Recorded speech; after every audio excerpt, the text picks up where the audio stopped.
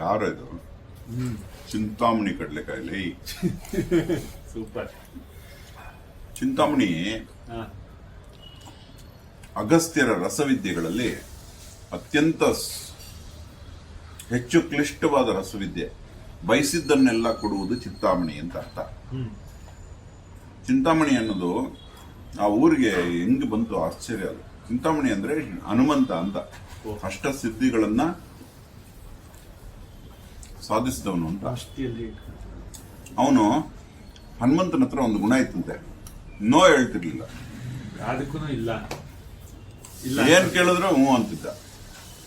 ಆದ್ರೆ ಅದು ಇನ್ನೊಬ್ಬರಿಗೆ ನೋವುಂಟು ಮಾಡಬಾರ್ದು, ಅದು ನಿನ್ನಲ್ಲಿ ಆಸೆ ಆಗಿರಬಾರ್ದು.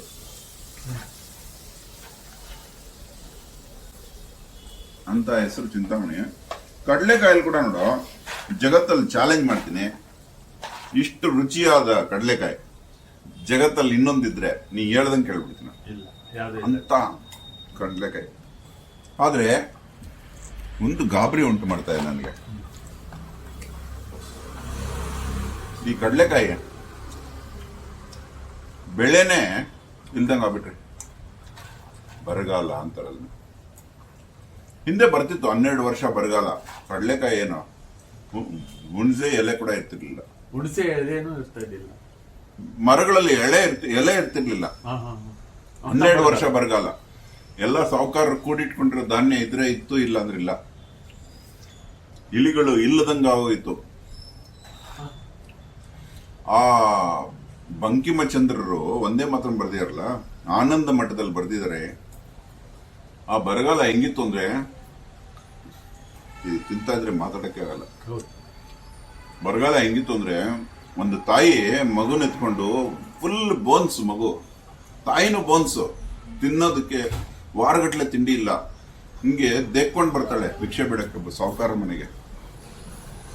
ಆ ಸಾಹುಕಾರ ರಾಯಮ್ಮ, ನನ್ನ ಹತ್ರ ಅಷ್ಟೊಂದು ಧಾನ್ಯ ಇಲ್ಲ, ಸ್ವಲ್ಪ ಅನ್ನ ಕೊಡ್ತೀನಿ, ನಿನ್ ಮಗುಗ್ ಮಾತ್ರ ತಿನ್ಸ್ಬೇಕು, ನನ್ ಕಣ್ ಮುಂದೆ ತಿನ್ಸ್ಬೇಕು, ಮೋಸ ಮಾಡಬಾರ್ದು, ನೀನ್ ತಿನ್ಬಾರ್ದು, ಮಗು ಹಾಲು ಕುಡಿತಾ ಇಲ್ಲ, ನೀನ್ ತಿಂದು ಕುಡಿಸೋದಕ್ಕೆ, ನಿನಗೆ ನಾನು ಕೊಡಕ್ಕಾಗಲ್ಲ ಅಂತ ಹೇಳಿದ್ರೆ ಅಮ್ಮ ಹಂಗೆ ಆಗ್ಲಿ ಅಂತ ಹೇಳಿ ಮಗುಗ್ ತಿನ್ಸಿ ಊರಿಂದ ಆಚೆ ಎತ್ಕೊಂಡೋಗಿ ಮಗು ಹೊಟ್ಟೆ ಬಗದು ಹೊಟ್ಟೆಲಿರೋ ಅನ್ನ ತಿಂತಾಳೆ.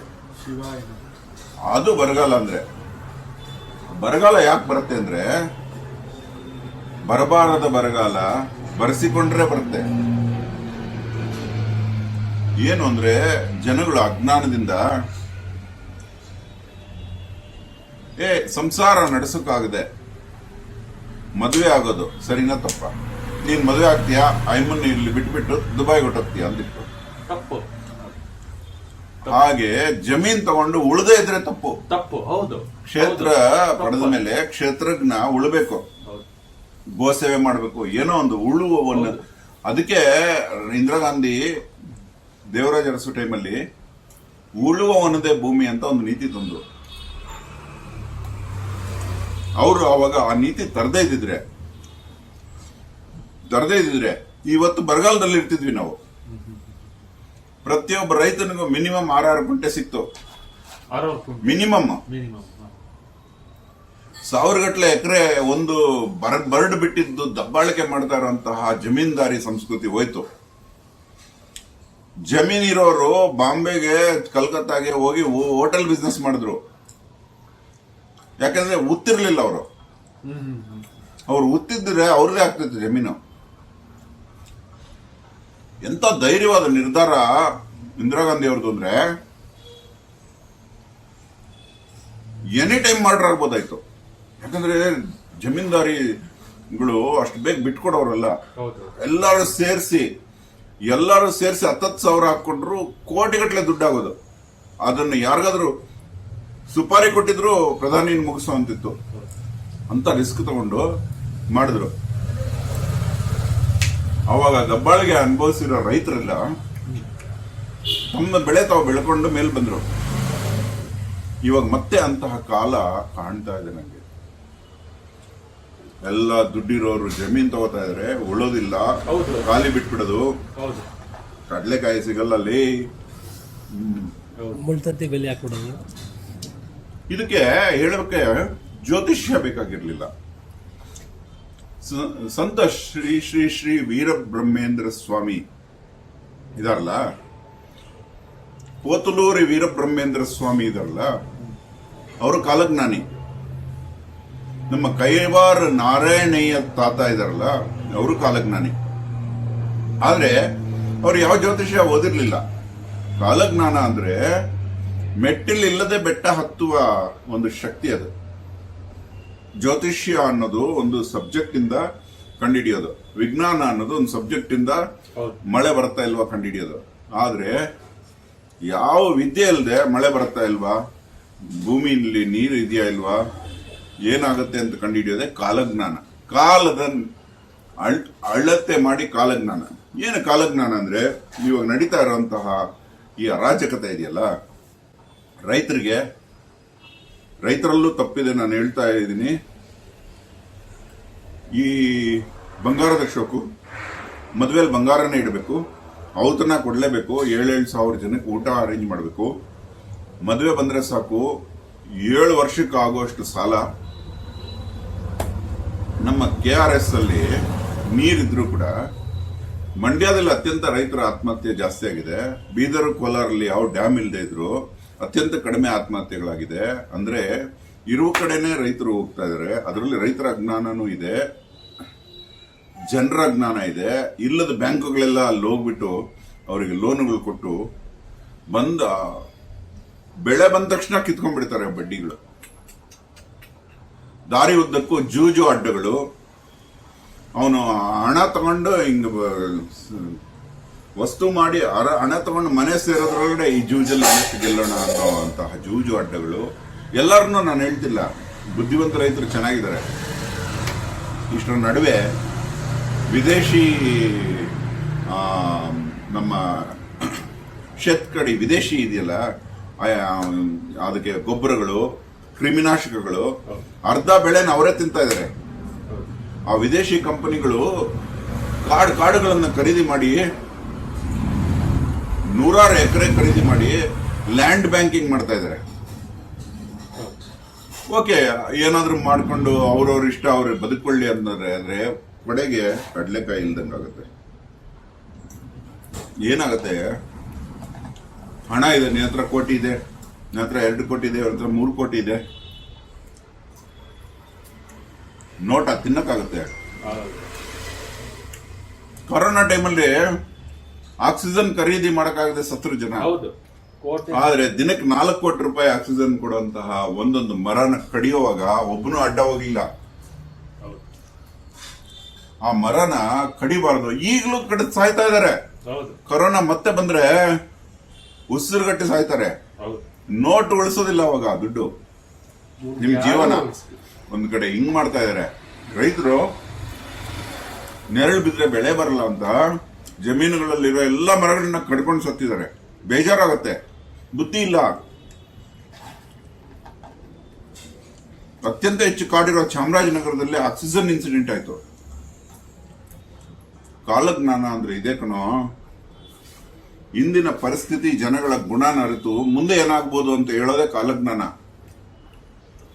ಮುಂದೆ ಏನಾಗ್ಬೋದು ಅಂತ ನೀವೇ ಕಾಲಜ್ಞಾನಿಗಳಾಗಿ. ಇವಾಗ ಯಾವ ಜ್ಯೋತಿಷ್ಯ ಬೇಡ. ಏನಾಗ್ಬೋದು? ಬೆಳೆಯೋರಿಲ್ಲ, ಬೆಳೆಯೋ ರೈತ ಜಮೀನು ಕೋಟಿಗಟ್ಟಲೆಗೆ ಮಾರ್ಕೋತಾನೆ. ಎಷ್ಟು ದಿನಕ್ಕೆ ಕರಗತ್ತದು? ಕರಗ್ಬಿಡುತ್ತೆ.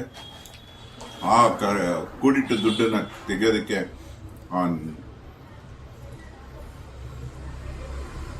ಕೊಚ್ಚೆ ನಟರಂತವರು ರಮ್ಮಿ ಆಡಿ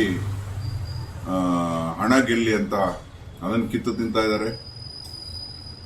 ಇವ್ರಿಗೊಂದು 3 ಕಾಸು ಕೊಟ್ಬಿಟ್ಟು ಆ ವಿದೇಶಿ ಕಂಪನಿಗಳು ಹಣನ ವಿದೇಶಕ್ಕೆ ಎತ್ಕೊಂಡು ಹೋಗ್ಬಿಡ್ತಾ ಇದೆ.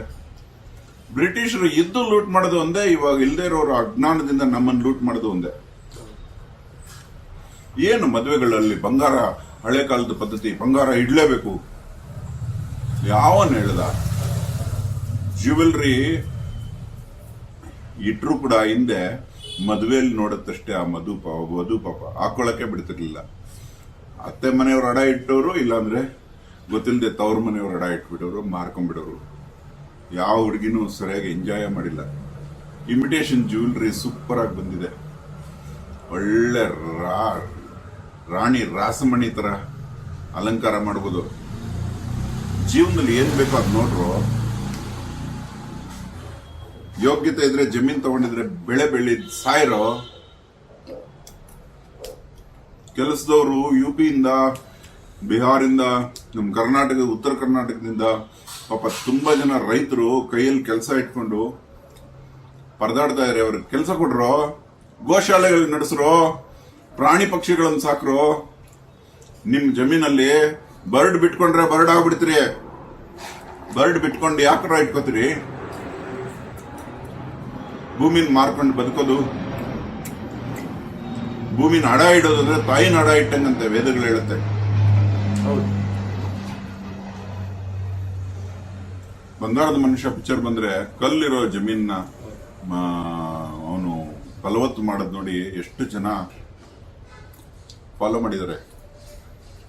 ಇನ್ನಾದ್ರೂ ಕಣ್ ತೆರೆದಿದ್ರೆ ಈ ಕಾಲಜ್ಞಾನ ನೋಡಿ, ಇದು ಕಾಲಜ್ಞಾನ. ದುಡ್ಡಿದ್ರು ಕಡಲೆಕಾಯಿ ಇಲ್ದಂಗ ಆಗ್ತಾರೆ. ಬಡವರ ಬಾದಾಮಿ ಕಡಲೆಕಾಯಿ ಸಾಹುಕಾರರಿಗೂ ಸಿಗಲ್ಲ. ಕಾಲಜ್ಞಾನಕ್ಕೆ ಜ್ಯೋತಿಷ್ಯ ಬೇಕಾಗಿಲ್ಲ. ಅವನ್ ಯಾವನ ನಿರ್ವೀರ್ಯವರ್ಧನ ಇಲ್ಲ ಸಲ್ಲದ್ದು ಹೇಳ್ತಾನೆ, ಅವನೇ ಕಿತ್ತೋಗ್ಬಿಟ್ಟಿದ್ದಾನೆ. ಬಾಂಬೆಲಿ ದಿನ ರಾತ್ರಿ ಆದ್ರೆ ಕುಡ್ಕೊಂಡು ಈ ಟಿವಿ ಅಸ್ಟ್ರಾಲಜರ್ಸ್ ಕೆಲವರು ಫೋನ್ ಮಾಡೋರು ನನಗೆ. ಅವ್ರ ವೈಫ್ ಎಲ್ಲ ಫೋನ್ ಮಾಡೋರು, ನಮ್ ಗತಿ ಏನ್ ಸಾರ್, ಇದ್ದು ಬಂದದ್ದೆಲ್ಲ ಟಿವಿ ಕೊಟ್ಬಿಟ್ಟಿದ್ದಾನೆ, ಅಡ್ವರ್ಟೈಸ್ಮೆಂಟ್ ಅಲ್ಲಿ ಏನೋ ಸಿಗತ್ತೆ ಅಂತ. ಜನ ಬುದ್ಧಿವಂತರಿದ್ದಾರೆ, ಅಷ್ಟು ಬೇಗ ಈ ಟಿವಿ ಅಸ್ಟ್ರಾಲಜರ್ಸ್ಗೆ ಹೋಗೋದಿಲ್ಲ. ನೀವು ಅದರಿಂದ ದುಡ್ಡು ಸಿಗತ್ತೆ ಅಂತೇಳಿ ಅಲ್ಲಿ ಇಲ್ಲಸಲ್ಲದೆಲ್ಲ ಬೊಗಳಿ ಜನ ಬರ್ತಾರೆ ಅನ್ನೋದು ಮೂರ್ಖತನ. ಟೈಮ್ ಪಾಸ್ ಮಾಡಿ ರೀಲ್ಸ್ ನೋಡಿ ಎಂಜಾಯ್ ಮಾಡ್ತಾರಷ್ಟೇ. ಅವನು ಉಲ್ಟಾ ಮಾಡಿದ್ರು 3 ಕಾಸು ಸುಧರೋದಿಲ್ಲ.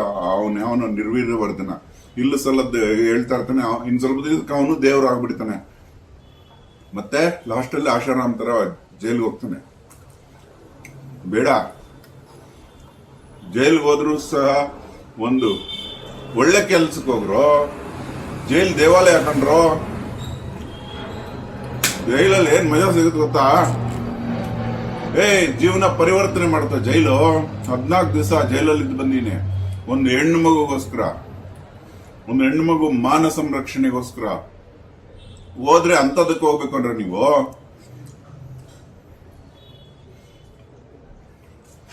ಈ ಇನ್ನು ದಯವಿಟ್ಟು ರೈತರಿಗೆ ಕೈ ಮುಗಿತೀನಿ. ಜಮೀನುಗಳು ಮಾರ್ಕೋಬೇಡಿ. ನೀವು ಬೆಳೆದ ತರಕಾರಿ ನೀವೇ ತಿನ್ನಿ. ನಿಮ್ಗೊಂದು ಗುಟ್ಟೆ ಹೇಳ್ಕೊಡ್ತೀನಿ.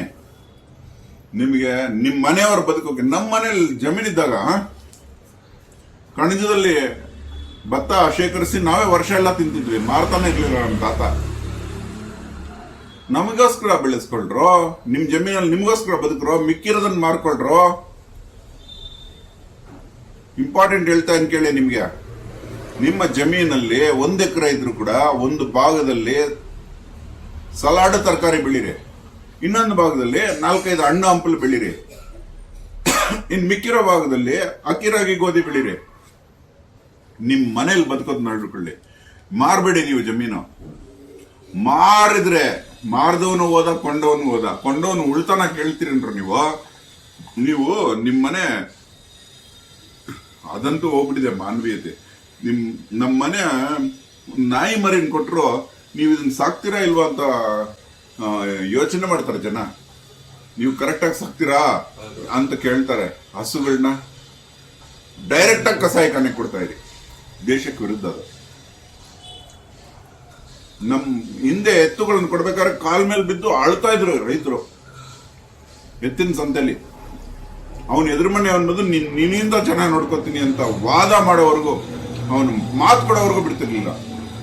ನೀನ್ ಬೇಕಾದ್ರೆ ಬಂದು ನೋಡ್ಕೊಂಡು ಹೋಗೋ, ನಿನಗಿಂತ ಚೆನ್ನಾಗಿ ನಾನು ನೋಡ್ಕೋತೀನಿ ಎತ್ತನ ಅಂತ ಹೇಳಿ ಸಮಾಧಾನ ಮಾಡಿದ್ರೆ ಮಾತ್ರ ಅಳು ನಿಲ್ಲಿಸ್ತಾ ಇದ್ರು.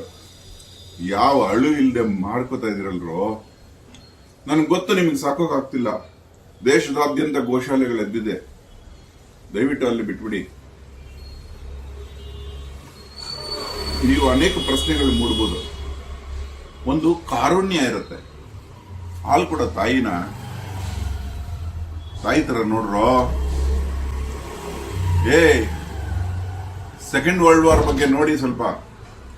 ಜರ್ಮನಿಲಿ ಎಂಜಲ್ ಕೈಯಲ್ಲಿ ಕಾಗೆ ಆರಿಸ್ತಿರ್ಲಿಲ್ಲ ಜ್ಯೂಸ್, ಅಷ್ಟು ಕ್ರೌರ್ಯ. ಹಸಿವೆ ಅಂತ ಬಂದವ್ರಿಗೆ ಊಟ ಕೊಡ್ತಿರ್ಲಿಲ್ಲ. ಅದ್ರ ಪರಿಣಾಮ ಸೆಕೆಂಡ್ ವರ್ಲ್ಡ್ ವಾರ್ ಹೆಂಗಾಯ್ತು ಗೊತ್ತಾ? ಯಪ್ಪ, 80 ಲಕ್ಷ ಜನ ಊಟವಿಲ್ಲದೆ ಕಾನ್ಸಂಟ್ರೇಷನ್ ಕ್ಯಾಂಪ್ಸ್ ಅಲ್ಲಿ ಸತ್ರು. 10 ಲಕ್ಷ ಮಕ್ಕಳು ಇವತ್ತು ನಾವು ಯಾವ ಲಸಿಕೆ ತಗೊಂಡ್ರೋ ಆ ಎಲ್ಲ ಎಕ್ಸ್ಪೆರಿಮೆಂಟ್ಸ್ಗೆ ಯೂಸ್ ಆದ್ರು. 3 ಕೋಟಿ ರಷ್ಯನ್ಸ್ ಸತ್ರು, ಹಾಲೆಂಡ್ ಅವರು ಸತ್ರು. ನಾವು ಇವತ್ತು ಮಾಡ್ತಾ ಇರೋ ಈ ಅರಾಜಕತೆ ನಮ್ಮನ್ನ ತಿನ್ನದ್ ಬಿಡುತ್ತೆ. ಲ್ಯಾಂಡ್ ಬ್ಯಾಂಕಿಂಗ್ ಮಾಡ್ತಿರಲ್ಲೇ, ಅದೇ ಲ್ಯಾಂಡ್ ಬ್ಯಾಂಕಿಂಗ್ ಅಲ್ಲಿ 6-3 ಜಾಗದಲ್ಲಿ ಉಳಕ್ಕೂ ಜಾಗದ ಇದ್ದಂಗೆ ಹುಳ ಬಿದ್ದು ಸಾಯ್ತಿರಿ. ಉಳದೇ ಇದ್ರೆ ಉಳೋದು ಕಲ್ತ್ಕೊಳ್ಳಿ, ಯೋಗ್ಯತೆ ಇದ್ರೆ. ನಿಮ್ ಕೈಲಿ ಉಳಕ್ಕಾಗಲ್ವಾ? ರೈತರನ್ನಿಟ್ಟು ಉಳಿಸಿ. ಬರ್ಡ್ ಬಿಟ್ಟಿದ್ದೀರಾ, ಈ ಕಾಲಜ್ಞಾನ ನಿಜ ಆಗತ್ತೆ. ಸತ್ಯವಾಗ್ಲೂ ಹೇಳ್ತಾ ಇದೀನಿ. ಊಟಕ್ಕಿಲ್ದಂಗ ಆಗ್ಬಿಡ್ತೀವಿ, ನೋಟ್ ತಿನ್ನಕ್ಕಾಗಲ್ಲ. ಧನ್ಯವಾದ. ಅಹೋರಾತ್ರ.